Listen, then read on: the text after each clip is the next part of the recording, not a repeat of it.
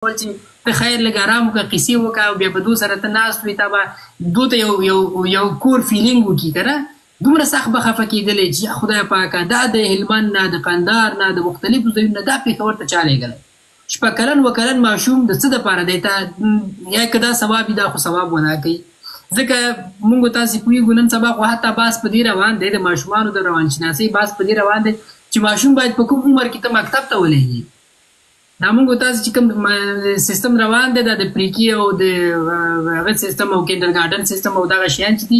په کوم عمر کې ماشوم مور هغه ته لاړ شي د مور نه بیل شي او دی مکتب ته لاړ شي د ډېرو روانشناسانو خو بحث په دې دی چې ماشوم حتی د 15 کلنۍ شپږ کلنۍ نه مخکې مکتب ته یې مه لېږه باید دی ایموشنلي مور سره اټیچ پاتې کېږي دی د دې په خاطر چې ایموشنلي سټرانګ شي د مور سره دغه شي دی باید دی ډېر ډیپینډنټ په مور باندې که نه او زده کړه د مور نه ډېره کوي نو حتی ضرورت نشته چې د 15 کالو نه مخکې ته ماشوم دغه ته ولېږي یو داسې چا ته یې وسپارې چې هغه ایموشنلي د ماشوم نشي سټسفای کولی مثلا ته کینډر ګارډن ته لېږي یا بی بي سیټینګ دپاره بل چا ته سپارې بلې مېرمنې ته سپارې مور یې په کار مصروفه کېږي وایي چې دغه ماشومان حتی دا ټراماټیک کېږي دا هرټ کېږي ځکه دی چې دی ډېر زیات هغه ته ضرورت لري مینې ته او مهربانۍ ته دې شیانو ته ډېره اړتیا لري باید دی د مور سره پاتې شي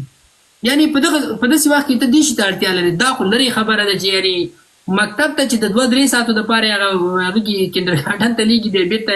دغه کوي که نه پریکې سیستم څونه یي خو ټول 2 ساعته نه یي د پریکې سیستم که نه خو هغه دپاره چې دی هم وایي مه لېږئ چې دی باید دا یو بحث دی مکمل چې د مور سره باید پاتې شي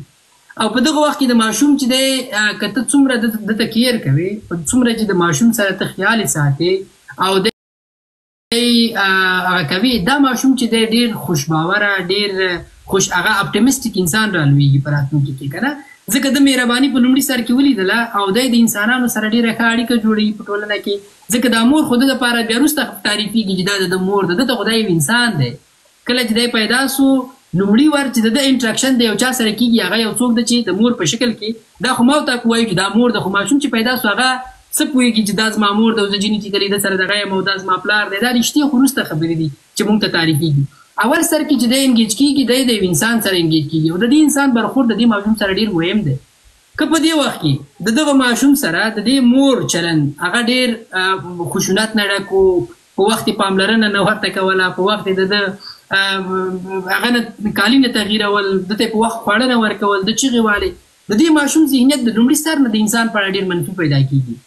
او دی فکر کوي چې ګوره ما چغې والې ما هغه ته دغه کوله ده ما ته پاملرنه نه کوله زما دې غږ ته یې لبیک نه ویلې او ما ته نه راتلل که نه دا ماشوم چې دی په انسانانو که غټ هم سي د ده یو هغه جوړ سو ته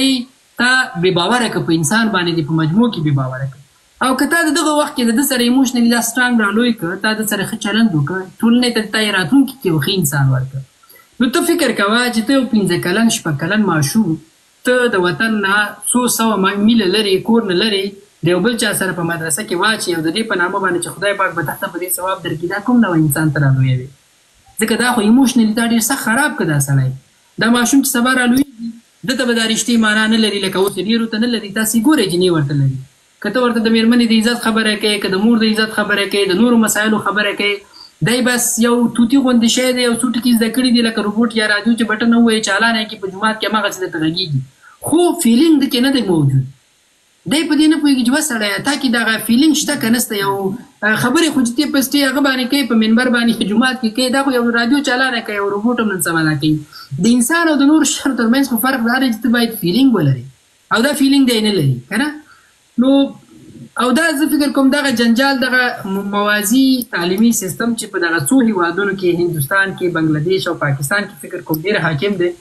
دې جنجال جوړ کړی دی او تاسې وګورئ ټول نه زیات افراطیت هم دلته دی ټول نه زیات چې ترهګرې ډلې دلته راغی کېږي په نورو ځایونو کې دونه قوت نه پیدا کوي داسې